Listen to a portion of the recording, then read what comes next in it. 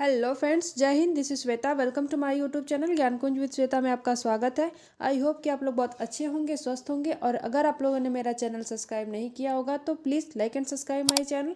तो फ्रेंड्स, आज हम इस वीडियो में बात करते हैं आर्टिकल 32 के बारे में। ठीक है फ्रेंड्स, और इसके 5 तरह के रीट के बारे में। ठीक है, जो फंडामेंटल राइट्स के प्रोटेक्शन के बारे में जो आर्टिकल 32 है, और उस विथ इम्पॉर्टेंस केस लॉ होता है। तो देखिए, जो रीट होते हैं ये हमें तरह तरह के जो राइट्स हैं मिले हुए हैं, जैसे right to education, right to dignity, right to life. But अगर हमारे अधिकार का कोई प्रोटेक्शन नहीं है तो इसका कोई मतलब नहीं है। तो ये जो रीट है उसको प्रोटेक्शन देने के लिए इसमें 4-5 प्रकार के रीट्स जारी किए जाते हैं अनुच्छेद 32 में सुप्रीम कोर्ट के तहत। तो आज हम उसके बारे में पढ़ेंगे। तो चलिए पढ़ते हैं, इसके थोड़ी जानकारी लेते हैं क्या है। भारतीय संविधान का अनुच्छेद 32, तो मौलिक अधिकारों की रक्षा का माध्यम। परिचय पढ़ते हैं, परिचय इसके बारे में क्या है अनुच्छेद 32। तो अनुच्छेद 32 को भारतीय संविधान का रक्षा कवच कहा जाता है। देखिए फ्रेंड, ये क्वेश्चन आया हुआ है कि रक्षा कवच किस अनुच्छेद को कहते हैं। तो फ्रेंड, अनुच्छेद 32 को कहा जाता है क्योंकि यह नागरिकों को अपने मौलिक अधिकारों की रक्षा करने का कानूनी माध्यम प्रदान करता है। ठीक है फ्रेंड, यह अनुच्छेद नागरिकों को संविधान द्वारा प्रदत्त मौलिक अधिकारों के उल्लंघन की स्थिति में सीधे सुप्रीम कोर्ट जाने का अधिकार देता है। ठीक है, अधिकार देता है, और इसे संविधान की आत्मा भी कहा जाता है क्योंकि यह मौलिक अधिकारों को लागू करने की गारंटी देता है। देखिए फ्रेंड, ये जो मौलिक अधिकार है, जो हमारे जो मौलिक अधिकार मिले हुए हैं, अगर उसका कोई उल्लंघन कर रहा है, ठीक है फ्रेंड, अगर उसका कोई हानि पहुंचा रहा है, तो आप जो अनुच्छेद 32 के तहत आप सुप्रीम कोर्ट जा सकते हैं और अपने जो आपके मौलिक अधिकार के हनन के बारे में याचिका दायर कर सकते हैं। ठीक है, ये आपका अधिकार है। और संविधान की जो आत्मा, ये कभी कभी क्वेश्चन पूछ देता है कि संविधान की आत्मा किसे कहा जाता है। तो किसने कहा था, ठीक है फ्रेंड, तो ये डॉक्टर भीमराव अंबेडकर जी ने कहा था। तो चलिए आगे पढ़ते हैं, आगे क्या दिया हुआ है। परिचय हम उसके बारे में जान गए, और इसकी देखिए छोटा सा विशेषता है, तो हम विशेषता के बारे में भी पढ़ लेते हैं। जो अनुच्छेद 32 की विशेषताएं क्या है, देखिए फ्रेंड, पहला क्या है, मौलिक अधिकारों की रक्षा का अधिकार। ठीक है, यदि किसी व्यक्ति के मौलिक अधिकारों का हनन होता है तो वह सीधे सुप्रीम कोर्ट में याचिका दायर कर सकता है। मैं आपको पहले भी बताई कि देखिए, अगर आपके मौलिक अधिकारों का कोई भी हनन हो रहा है तो आर्टिकल 32 के तहत आप सीधे सुप्रीम कोर्ट में जाके उसके खिलाफ याचिका दायर कर सकते हैं। ये आपका अधिकार है, इसकी विशेषता है। और सेकंड क्या है, सुप्रीम कोर्ट का अधिकार। देखिए, सुप्रीम कोर्ट का अधिकार, अनुच्छेद 32 के तहत सर्वोच्च न्यायालय को विशेष शक्तियां दी गई हैं ताकि वह मौलिक अधिकारों की रक्षा कर सके। ठीक है, सुप्रीम कोर्ट को यह अधिकार दिया गया है। उसी को हम देखिए नीचे है, रीट्स जारी करने की शक्तियां। तो यही 5 तरह के रीट्स होते हैं जो फ्रेंड है, जो जारी करने की का अधिकार है सुप्रीम कोर्ट का, और जिससे किसी भी व्यक्ति को न्याय दिलाया जा सकता है। तो और जानकारी ले लेते हैं, और नीचे क्या दिया हुआ है। हाँ, एक बात ये भी है फ्रेंड, देखिए आप इसको नोट के तहत आप लिख सकते हो। नोट के माध्यम से क्या है कि अनुच्छेद 32 के तहत नागरिक सीधे सुप्रीम कोर्ट में जा सकता है। ठीक है, अपने अधिकार का जो उल्लंघन हो रहा है उसको, तो आप वो सीधे सुप्रीम कोर्ट में जा सकता है। और जबकि अनुच्छेद 226 के तहत नागरिक उच्च न्यायालय में जा सकता है। ये आप 2 पॉइंट इसको नोट डाउन कर लीजिए, आपको ये इंपॉर्टेंट क्वेश्चन है, ये एग्जाम में पूछा हुआ क्वेश्चन है और आगे भी पूछ सकता है फ्रेंड, तो आप इसको याद रखिएगा। और आज आगे आगे देख लेते हैं, आगे क्या है कि अनुच्छेद 32 के तहत 5 तरह के रीट्स क्या होते हैं। ठीक है, तो रीट्स क्या क्या है और किसके बारे में क्या क्या जानकारी है, चलिए हम थोड़ा इस पे देखते हैं। पहला क्या है, बंदी प्रत्यक्षीकरण करण। ठीक है, हैबियस कॉर्पस। तो इसका क्या मतलब है, इसके तहत क्या होता है, चलिए इसको थोड़ा डिटेल में पढ़ाई करते हैं। अर्थ इसका मतलब है शरीर को न्यायालय के समक्ष प्रस्तुत करो। उद्देश्य क्या है फ्रेंड, उद्देश्य में यही है कि यदि किसी व्यक्ति को अवैध रूप से हिरासत में लिया गया है तो अदालत उसे मुक्त कराने का आदेश दे सकती है। ठीक है फ्रेंड, देखिए जो बंदी प्रत्यक्षीकरण है, हैबियस कॉर्पस, ये क्या है कि किसी भी व्यक्ति को सशरीर प्रस्तुत करना। देखिए एक एग्जाम्पल के तौर पे मैं बता रही हूँ। देखिए, अगर जो कोई भी पुलिस है, अगर किसी भी व्यक्ति को लेकर जा रही है, अगर उसको गिरफ्तार कर रही है, तो उसको अपने थाने में सिर्फ 24 घंटा बंद कर सकती है। 24 घंटे के अंदर अंदर उसको किसी भी अपने पास के न्यायालय में समक्ष प्रस्तुत करना चाहिए। उसको ये करने का उसका अधिकार है। अगर वो ऐसा नहीं कर रहा है पुलिस, तो आप जो घर के कोई भी किसी भी एनीथिंग कोई भी व्यक्ति जो उसके खिलाफ जो हैबियस कॉर्पस के का दायरा जो है दायर कर सकता याचिका दायर कर सकता है। ठीक है फ्रेंड?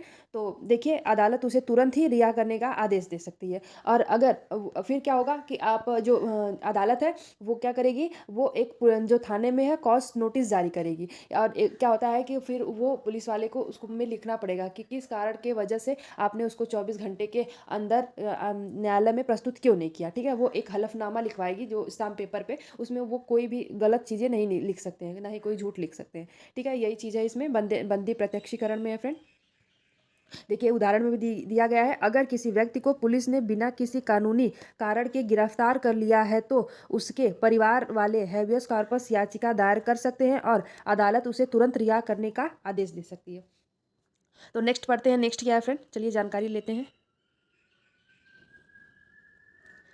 देखिए प्रतिषेध, प्रतिषेध प्रोहिबिशन, यह रीट किसी निचली अदालत या न्यायिक प्राधिकरण को किसी विशेष मामले पर निर्णय देने से रोकती है। उद्देश्य में क्या है फ्रेंड, उद्देश्य है जब कोई निचली अदालत अपने अधिकार क्षेत्र से बाहर जाकर कोई निर्णय देने की कोशिश करती है तो सुप्रीम कोर्ट या हाई कोर्ट उसे रोक सकती है। ठीक है? अगर कोई भी अदालत अगर गलत निर्णय ले रही है या फिर कुछ ऐसा काम हो रहा है तो सुप्रीम कोर्ट या हाई कोर्ट उसे निर्णय लेने से रोक सकती है। ठीक है? तो चलिए और नीचे देखते हैं, नीचे क्या है, नेक्स्ट क्या है, दूसरा हो गया। उदाहरण देख लीजिए इसका,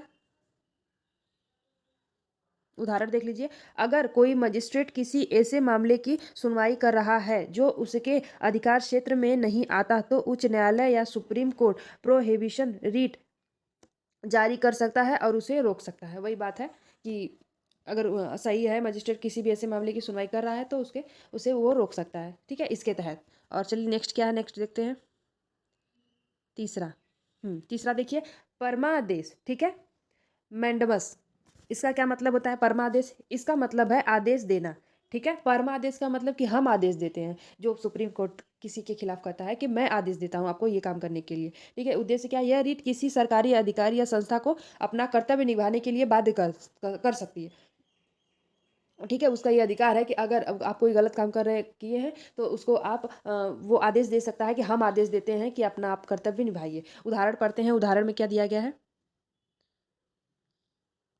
उदाहरण में है, अगर कोई सरकारी अधिकारी किसी नागरिक को उसका वैध पासपोर्ट जारी नहीं करा रहा है तो नागरिक सुप्रीम कोर्ट में मैंडमस रिट दायर कर सकता है और उस अदालत सरकार को आदेश दे सकती है कि वह पासपोर्ट जारी करवाए। ठीक है? यही इसका मतलब है कि अगर मान लीजिए किसी का पासपोर्ट है, पासपोर्ट उसका वैध है लेकिन वो पासपोर्ट उसको नहीं मिल रहा है तो अगर वो याचिका मैंडमस रिट के दायरे में रह के वो याचिका कोई दायर कर सकता है तो सरकार उसको आदेश देगी, अदालत उसको आदेश देगी कि आप उसको पासपोर्ट जारी करवाइए। ठीक है? उसका आदेश होगा। चलिए चौथा देखते हैं, चौथे रीट में क्या है।